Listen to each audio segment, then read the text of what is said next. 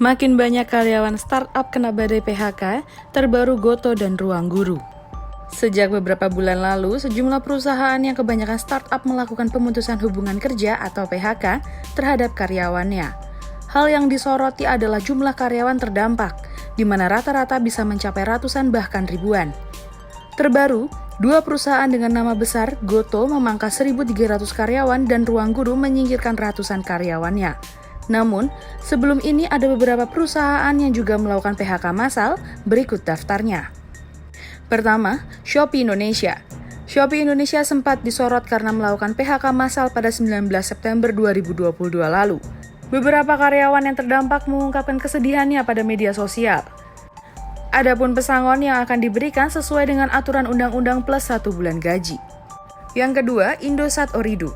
Indosat Ooredoo Hood Season turut melakukan PHK pada 23 September. Terkait jumlah karyawan yang terdampak tidak diketahui. Namun mereka mengklaim hampir seluruh karyawan yang di-PHK mendapatkan paket kompensasi. Paket yang ditawarkan pada karyawan ini sekitar 37 kali upah, sementara yang tertinggi mencapai 75 kali upah, di mana angka ini lebih besar daripada persyaratan ketentuan undang-undang yang berlaku. Ketiga, JDID. Tak hanya Shopee Indonesia, startup e-commerce JDID juga melakukan PHK kepada karyawannya. Upaya yang dilakukan pada Mei 2022 itu diketahui untuk mempertahankan perusahaan agar tetap mampu bersaing dengan platform belanja digital lainnya. Keempat, Mamikos. Perusahaan penyedia sewa hunian populer, Mamikos pada Juli lalu juga melakukan PHK kepada sekitar 100 karyawannya. Alasannya sendiri hingga saat ini belum diketahui. Yang kelima, Mobile Premier Language. Perusahaan gaming Mobile Premier Language atau MPL mengumumkan keluar dari pasar Indonesia pada 30 Mei 2022. Sejak saat itulah MPL Indonesia sudah tidak lagi beroperasi. Hal ini amat disayangkan oleh para pecinta game online. Keenam, Toko Kripto. Selang beberapa hari setelah Shopee Indonesia, perusahaan startup toko kripto juga melakukan PHK massal. Platform perdagangan aset kripto ini diketahui mengubah strategi bisnisnya. Di antaranya, mengurangi 20% dari seluruh karyawannya, yakni sekitar 45 orang yang terdampak PHK. Yang ketujuh, Binar Academy. Perusahaan startup di bidang pendidikan Binar Academy mengumumkan PHK kepada 20% karyawannya. Mereka menyebut akan melakukan perubahan peran di beberapa fungsi bisnis.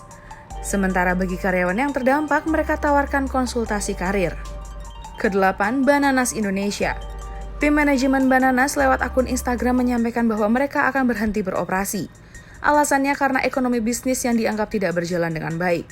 Meski tak dijelaskan secara rinci, Bananas mengatakan akan membantu para karyawan terbaik yang terdampak PHK agar bisa segera mendapatkan tempat kerja baru. Kesembilan, Link Aja. PT Fintech Karya Nusantara, Finaria, atau yang dikenal dengan nama Link Aja melakukan PHK terhadap 200 karyawan sekitar Mei 2022. Perusahaan ini bergerak di bidang keuangan dalam bentuk dompet digital dan memiliki banyak pengguna. Ke-10, Pahamivi.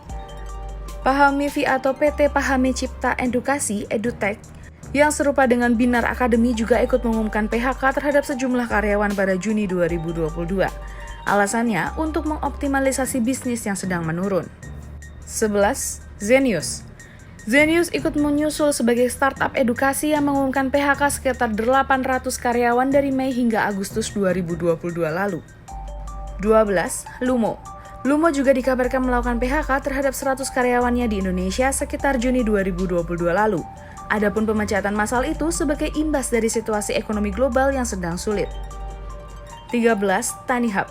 Tanihub atau PT Tanihub Indonesia menutup 2 gudang di Bandung dan Bali, serta layanan B2C.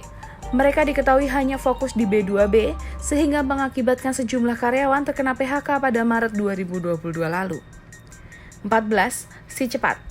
Perusahaan startup yang bergerak di bidang layanan pengiriman barang, Si Cepat juga dikabarkan telah melakukan PHK terhadap 360 karyawannya. Mereka menyatakan bahwa keputusan ini dipilih sebagai evaluasi kompetensi karyawan. 15. Goto. Terkini startup Goto memutuskan untuk mengurangi 1.300 karyawan. Mereka yang terdampak akan menerima paket pesangon sesuai peraturan perundang-undangan di tiap negara di mana Goto beroperasi. Perusahaan juga memberikan tambahan finansial 1 bulan gaji dan laptop. Ke-16 ada Ruang Guru. Tak hanya Goto, Ruang Guru juga baru saja melakukan PHK kepada ratusan pegawainya. Informasi itu diumumkan oleh tim Corporate Communication Ruang Guru. Mereka menyebut pemangkasan karyawan dilakukan karena situasi pasar global yang memburuk secara drastis.